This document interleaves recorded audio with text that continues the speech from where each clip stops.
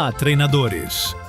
No vídeo de hoje, vamos mostrar como foi a nossa experiência na escolinha de Pokémon TCG, da loja Chuck TCG. Lá, eles ensinam as crianças, desde o zero, como jogar. As regras, as cartas, as energias, ataques, tudo com muito cuidado e dedicação.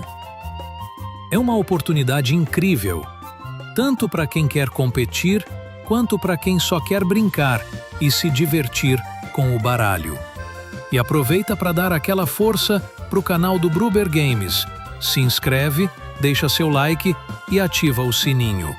Vamos juntos nessa jornada Pokémon. Fala galera, canal do Bruber no ar. E hoje a gente vai mostrar para vocês como foi nossa visita à escolinha do Pokémon TCG, em que o Bernardo participou de uma aula prática e aprendeu tudo sobre os cards e o jogo, aqui na Chuck TCG. Foi muito legal. Foi demais, né? E olha só, logo na entrada a gente viu essas estátuas lindas do Blastoise, Wartortle e Squirtle, de óculos escuros. Eu gostei mais do Squirtle porque ele é o líder. É, líder, né, da brigada do Esquadrão Squirtle. E olha, além desse chapéu maneiro que o B ganhou aí, tinha do Fuecoco, Sprigatito e do Quaxly, né, para as crianças usarem. E eu escolhi do Fuecoco. Fuecoco, né? E aí, o que acontece? O instrutor, nesse caso o Matheus, super gente boa, começou a explicar pro B tudo desde o zero, tá, gente? Então, o que é cada tipo de carta, como funciona o jogo, como montar um baralho. Então, né, não sei se vocês sabem que basicamente, provavelmente a maioria já sabe, cada deck tem 60 cartas, é um formato padrão. Mas aqui na Chuck TCG, para essa aula inicial, a gente usou um formato de modo reduzido, ou seja, 40 cartas e só 4 prêmios. É ótima maneira de aprender, o jogo é muito mais fluido, muito mais intuitivo, tá bom? Então, o Matheus estava aqui explicando pro B, basicamente o quê? Que existem 3 tipos principais de carta. Carta Pokémon, carta Energia e treinadores, né? Entre itens e o apoiador. E também tem estádio, tá? Então, basicamente, foi realmente um passo a passo guiado, onde o Matheus aí foi explicando sobre o tipo básico de Pokémon, o evoluído, o que é um Pokémon ativo, um Pokémon no banco, né? As cartas prêmio, como você ganha o jogo, né? Ou seja, quando acaba as cartas prêmio ou quando você não tem um Pokémon no banco. Então tem algumas maneiras diferentes aí, ou quando você acaba as cartas de compra. Tem sempre algumas dicas que ele vai dando também para você evitar, né, um cenário de derrota. Foi muito legal. Bom, e a escolinha começou logo cedo. Vocês vão ver que tem horários agendados em que as pessoas foram chegando e aprendendo realmente aí outras crianças, jovens e até adultos como jogar aí o jogo do Pokémon TCG. Foi bem legal, tá? E eu vou contar um pouquinho mais aí como foi a experiência aí que a gente teve, o Ber teve também, vai estar compartilhando aqui com vocês, junto aí com o instrutor Matheus. Bom, logo aí nessa primeira, então, luta, digamos assim, esse treino guiado, o B pegou um deck do tipo lutador, né, que tem o Lucario como destaque, inclusive, e o Matheus estava jogando aí com o de água, que tem um Greninja no time. Eles foram jogando juntos, aí o Matheus orientando cada jogada do B, auxiliando com as cartas item, o que fazer, quando ele poderia evoluir um Pokémon, se já usou a energia no turno, se não podia usar. Curiosidade aqui, para quem não sabe que está começando, Pokémons evoluídos não podem ser colocados diretamente no campo, né?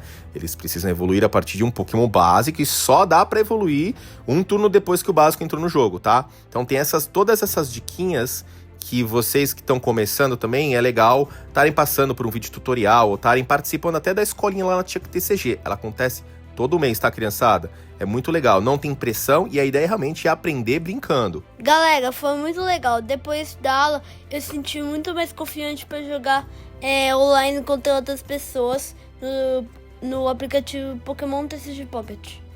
Muito legal mesmo, gente. E aí vocês veem que mudou um pouquinho a pegada da segunda partida. Nessa segunda partida eu entrei no jogo, tá? O B foi o meu adversário, mas dessa vez aí com o Matheus do lado dele. Então ele foi ajudando bem pontualmente, dando mais liberdade para o B jogar sozinho. Então a ideia dessa segunda etapa, que foi a partida eu contra o B com o Matheus auxiliando o B, é justamente dar mais autonomia para quem tá aprendendo, né? Ou seja, o Matheus só intervinha aí quando realmente o Bernardo precisava lembrar alguma regra. Então, é uma partida aí, basicamente, como vocês sabem, TCG é por turnos alternados. Trazendo mais uma curiosidade aqui para quem tá começando. Bom, cada jogador, ele pode comprar carta, evoluir, usar energia, ativar a habilidade dos pokémons e atacar. Mas o ponto importante aqui, não se pode atacar no primeiro turno quem é o primeiro a jogar, beleza? E olha que o B aí nessa segunda etapa já estava jogando bem, viu? Ele estava já puxando as cartas sozinho, já sabendo vincular as energias, aplicar alguns efeitos também de itens. Tava empolgado e já realmente contando com pouca ajuda aí do professor. E olha que o B nessa aqui ele ganhou bonito de mim, hein, com o Lucario. Eu tentei com o meu Sharpedo, tentei evoluir o Sobble, mas as cartas não vieram tão boas pra mim. E também meu Green Ninja não apareceu na jogada. Então eu me dei mal realmente nessa segunda etapa. Eu perdi pro B. Eu amassei com o meu Lucario. Amassou mesmo, hein? E aí o Matheus estava nessa hora, inclusive, auxiliando com os dados. Porque o dado também é uma boa alternativa ao contador de dano. Existem os contadores oficiais de dano. Mas também um dado normal pode servir ali, né? Botar o 4, quer dizer que você tomou 40 de dano, o 6, 60 e assim por diante. Usando o número de dados, tá, gente? E também, muitas vezes o Pokémon tem o efeito, né? Que precisa jogar uma moeda. E aí o Matheus explicando também pro B que muitas vezes a moeda tende muito a virar para um lado só. Então que muitos dos jogadores competitivos optam por jogar dados no lugar da moeda, tá? Sendo par ou ímpar também para definir quanto vai multiplicar o efeito ou dano, multiplicador, enfim, de cada carta, de cada habilidade de Pokémon. Bom, o que dá para observar aqui nesse ponto do vídeo é que o B ali só tinha 2 cartas prêmio, então ele estava quase ganhando já, e eu só tinha realmente um Sobble com energia vinculada e um outro no banco, né? Então eu estava realmente apanhando nessa hora, estava tentando ver se tinha algum apoiador, algum item que poderia me ajudar comprando cartas, enfim, mas acabei perdendo, tá? E agora a gente entra aí na rodada final da lição, tá? A terceira rodada, em que o Bernardo estava jogando sozinho, só eu contra ele. Então, o Bernardo, queria ressaltar que ele jogou muito bem sozinho, então sem ajuda nenhuma. E aí foi por pouco que ele não ganhou, viu? Eu acabei ganhando, mas foi por muito pouco. Meu pai ganhou por cagada, por causa que ele tinha o especial e eu não tinha, e meu especial tava no prêmio. E tava bem logo quando eu ia pegar, só que eu não consegui pegar por causa que eu não consegui derrotar ele. É isso, na verdade o que aconteceu? Eu acabei tirando o Lucario, eu consegui tirar o Lucario na minha mão. E o Bernardo trocou o deck, né? Ele tava com um deck lutador, que eu fiquei com o lutador. Em vez dele ficar com o do Grey Ninja, ele pegou um deck Dark, que tinha um Umbreon. Mas o Umbreon dele tava lá nas cartas prêmio, então ele não conseguiu dar o pulo do Umbreon aí. Na terceira. Pra batalhar nessa última. Eu só consegui uma. Aí eu não consegui até na terceira por causa que tava logo pra eu pegar, só que eu não consegui pegar. É isso aí. E foi muito legal ver essa evolução do B, né? Do começo até aqui a terceira rodada. Foi incrível de como ali da insegurança de jogar sozinho até o momento que ele se sentia confiante para estar batalhando sozinho. Ou seja, de um iniciante total, uma pessoa com praticamente zero conhecimento, aí alguma coisa ele sabia, mas zero conhecimento prático de batalha, né? Só do colecionismo aí que tinha mesmo. Até um praticamente mestre Pokémon em uma manhã, né? E uma curiosidade aqui também para trazer para vocês, galera, sobre energia especial, tá? A energia especial ela é como um bônus.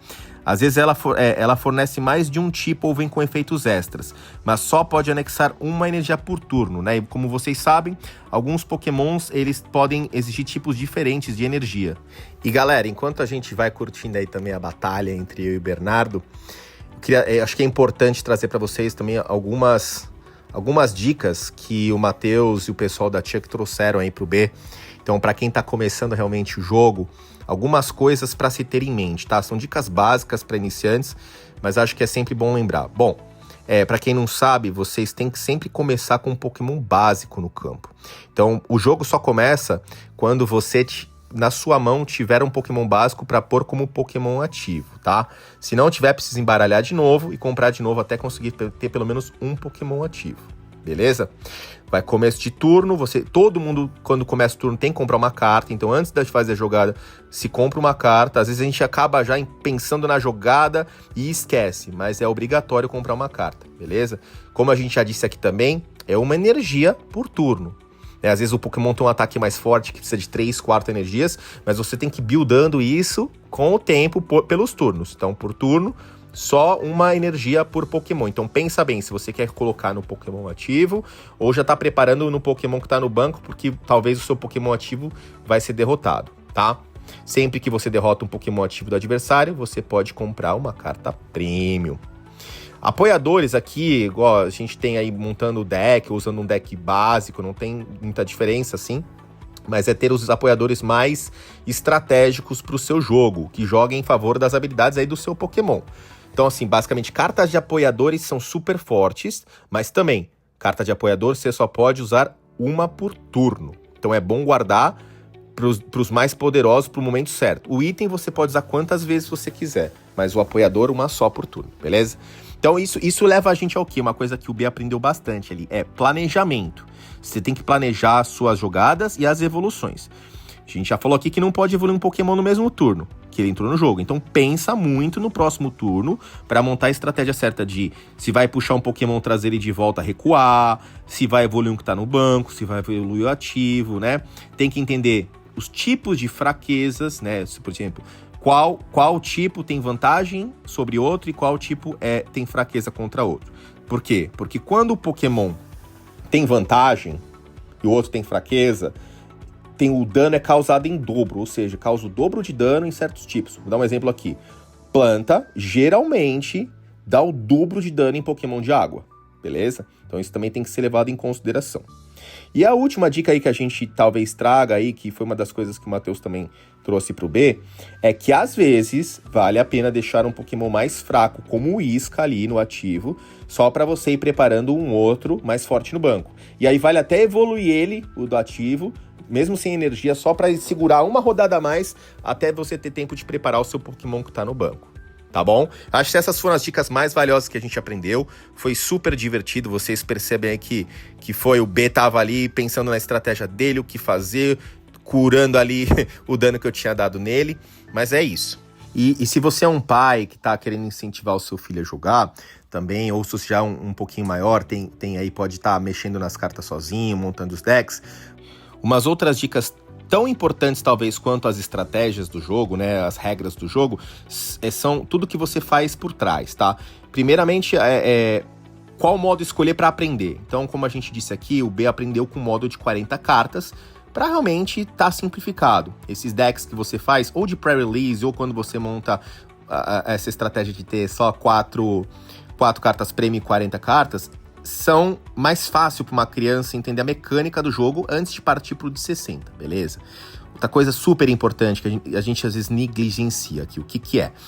Toda carta é importante ter um protetor no começo. Por quê? Especialmente se você tem uma EX ali, uma carta ultra rara, ou uma mesmo foil, um brilhante, porque a mesa, o movimento, a fricção acaba arranhando e desgastando. E vocês não querem, né, que as suas cartas vão desvalorizar.